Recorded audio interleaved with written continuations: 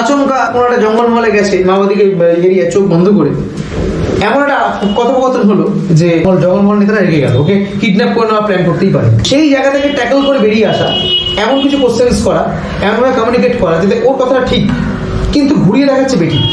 Suppose আমি মমতা বন্দ্যোপাধ্যায়কে দেখেছি যে আপনি যে এই সংহতি মিছিলটা করলেন, বেশ ভালো একটা ঐক্যবদ্ধ সংগঠন হলো আর কি, সব ধর্মের মানুষ, কিন্তু মানে 22শে জানুয়ারি কলকাতার রাস্তায় দুটো বড় মিছিল, একটা যানজটের পরিস্থিতি, কি বলবেন এই বিষয়ে? দোষ দিচ্ছি না, কি বলবেন? ওর ঘরে যাবেই দাও, ওর ঘরে বন্ধুতে রাখো, গুলি করছে